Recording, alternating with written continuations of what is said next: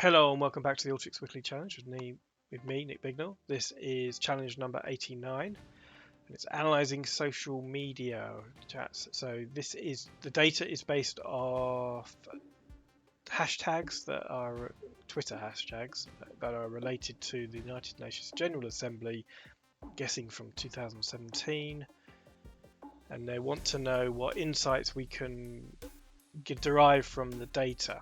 So it's a kind of open-ended challenge, and there's two parts to it. So this is part one. As a heads up, so this challenge is only the beginning of our data mining adventure. This week, your challenge is to prepare your data in a way, shape, or form for next week's challenge, which is visualizing the data in a platform of your choice: Tableau, Alteryx, Platoon. We look forward to seeing your data manipulation prowess on display this week, and your creative way is to visualize the data next week. Okay, so let's have a look at the data then. So in the start file, we have a bunch of files, CSV files, with some data. Let's just run it and see what we got. Okay, so let's just. The reason is because I'd like to use the browse tool to do some assessment on it. So this is, let's take this first one, which is something called UNGA. So for some reason, all of these tweets, so this is haven't got this hashtag UNGA. So are we supposed to, let's just double click on that. Where is it? I can't see why this one is in there. It's a retweet, but I can't see on the face of it the reason why it's being included in this particular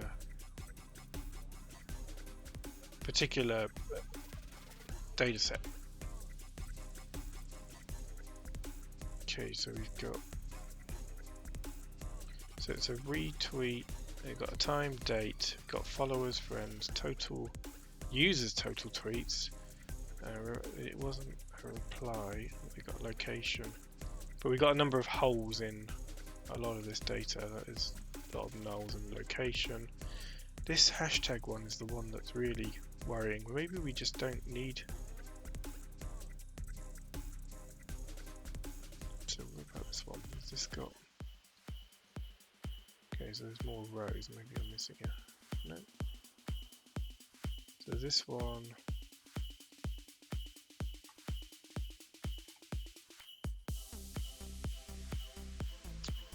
It's got a bunch of hashtags. I cannot see this particular one. So we need to.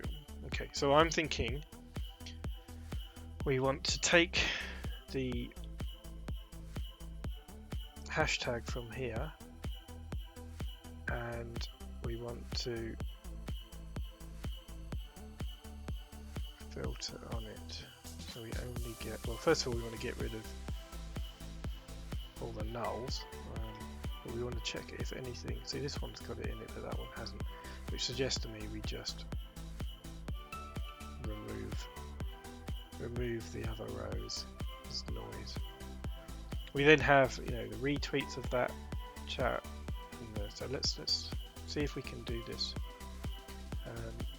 We can bring, the other thing we can do is bring in, I'm wondering if we can do this. If we can bring in to the field name file path only, because what that'll do is it'll give us this. Oh, it's got an underscore in the end of it. That's interesting. That one hasn't. That one hasn't. Okay. If we look in here now, we have the field name. We've got this underscore on. We can just remove punctuations from that. And then yeah, we can apply that. Let's go with a load of them. Right. Well, I think we just want to get rid of the nulls, and we want to filter on records that actually do contain this in the hashtag. Okay, let's see. Let's go through and do this.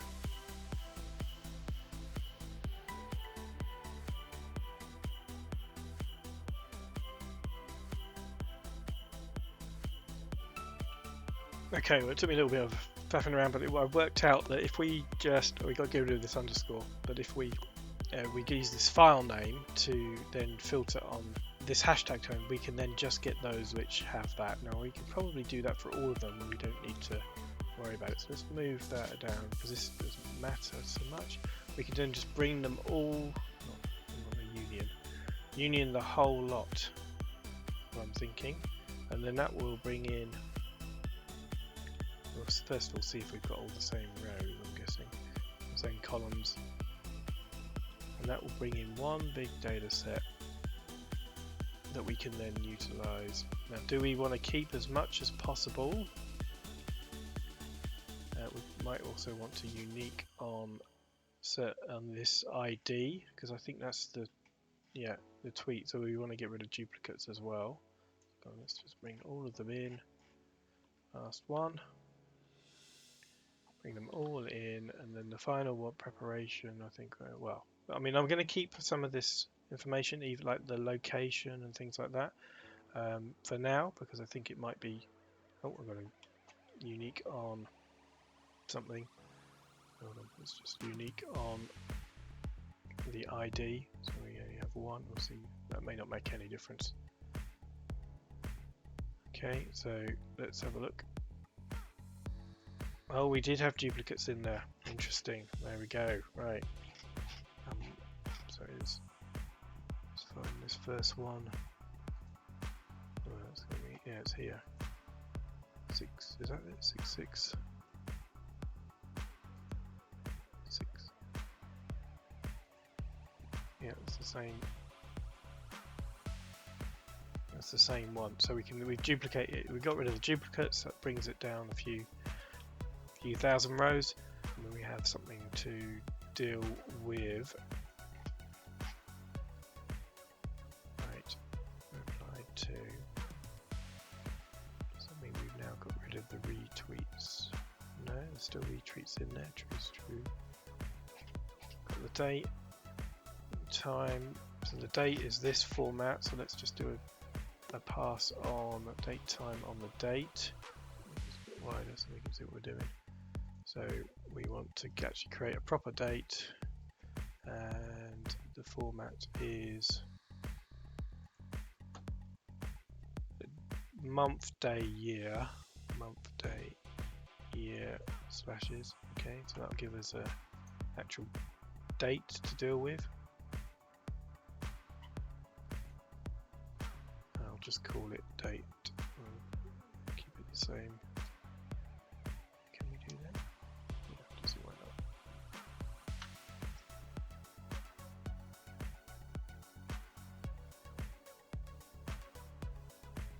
No, it hasn't done that.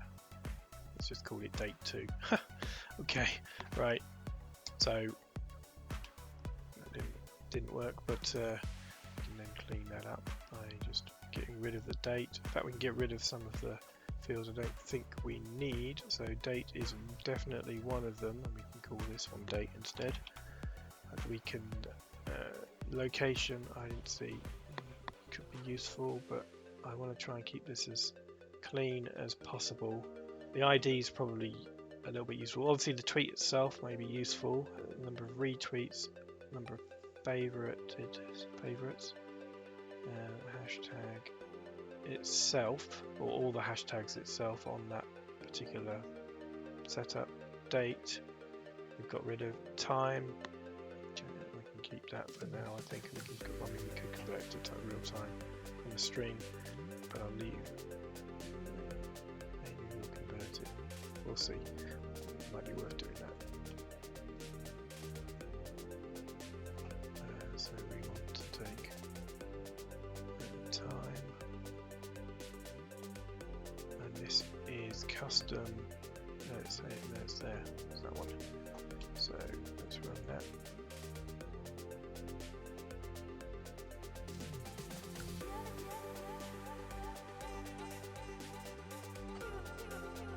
And this one is time. Take that one out.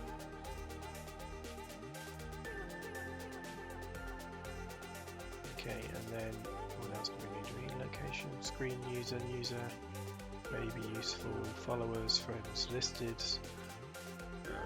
total tweets. Could all be used, or the actual file name or hashtag that we're looking for. Yep, I think that's all good.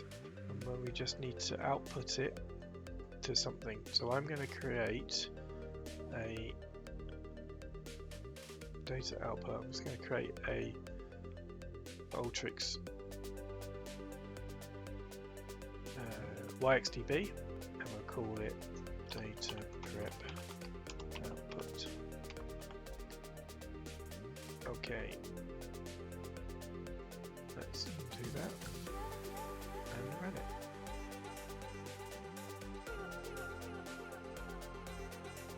There we have it.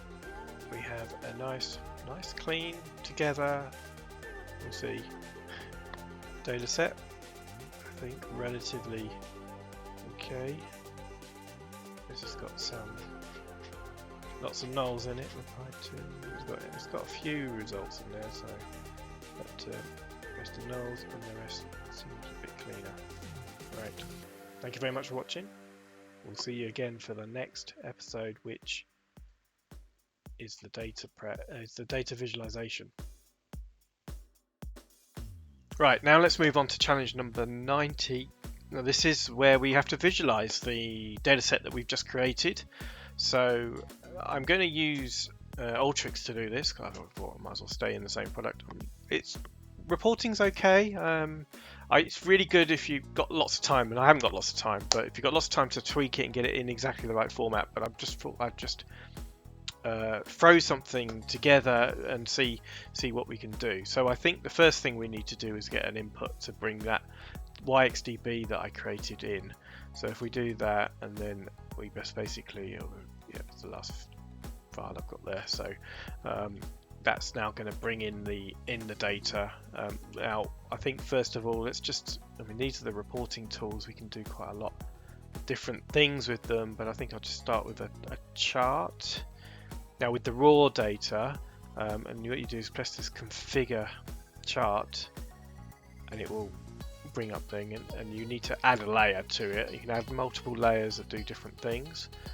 So I think what we'll start off with is a bar chart, and we'll pick I think if we have the ID to get the number of you have to run it. Hold on one sec, let's just run it. Because otherwise it doesn't know what type of data it is. It's kind of using an engine in here in a similar way to the way that the assisted ML does. So if we bring in here, so now it's automatically, you've now got that ID. It's kind of put in but it's obviously it's showing it both ways. But what I was thinking is if we do count, and then we put the file name, because this is the different hashtags you can see. So we've got the hashtags here. Actually, we flip it the other way. Yeah, that's better. So what we now have is a chart that tells us the total number of tweets per hashtag, or per hashtag, well, with that hashtag. So you can see that we have first of all a basic chart. Now you can mess around with the formatting here and make it bigger, smaller, I think, but we're trying to do this quickly. So now we've got that, we'll keep with that. Now the other thing I wanted to do was kind of show the number of tweets over time. The thing is with that, I think we're going to have to do something with the time to be able to do that. So I'm going to take a formula, because the time and date are actually split between two columns. If we look here, so this we've got time and date, and what I want to do is group all of the tweets into the hours. So we can basically group or count the number of tweets per hour. So first of all is we need to put these together, because otherwise you'll get different days basically being merged into the same time on different days, okay, which isn't really what we want. So let's create a new column and call it date time, and we'll just basically, no, I didn't want to do that. We wanted to just add the two together. Date plus, and we want, I suppose we want a space in between, and then another plus, and then time. Okay, and if we make that a string, what we can then do on the next one is then trim this. So on the left, basically a left trim, by taking the first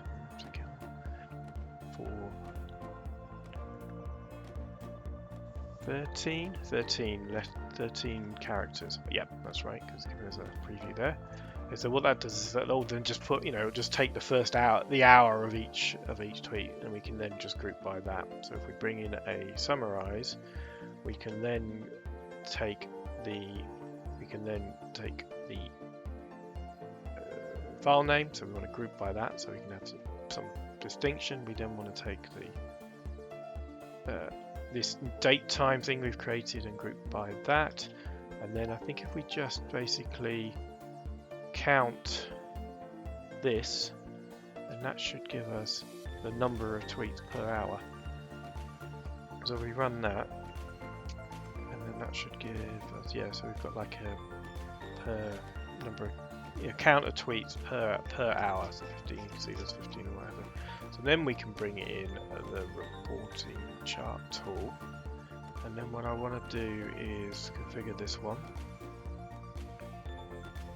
and then if we add a layer, we want to do an area chart, and I want to, the x-axis is the date time, it's a bit messy, but the y-axis is the count. Okay, so that's the count of all the, quite like that. Let's keep that, that's everything. And then let's go and create it again, because there's something that we can do. I think we can group them by the individual. They're going to get confused with themselves. So if we copy that and bring it in again, now what we can do is this batch thing. If we turn batch on, what that will do is group by, and if we group by the file name, that means that each one, you can see we've got a selection here, it's got its own chart. Okay, close that, and then we just want to bring all of this back together. Going to pick up the end, there we go, and just union them together. All that'll do is to give us a first column, and then we can just, I'm just going to render it. You can do a layout and make it look nice with title and headers. I just want to show you what it looks like when it's done. If we do it to HTML, okay, and then run that. So that's going to run through. We've got 12 rows, 12 charts is what we should have. Give me an output of a HTML. So if I click on that, there you go. So the first chart here with the breakout by different hashtags, and then we have the overall chart of all the tweets over the period of whatever it is, a week or so, and then the breakout by each chart type all the way down, all of them are listed here. So that's pretty good, and we can format that. You can put it in different things, you can email it to people, but there we go, create the chart types. Thank you very much for watching. See you again next time.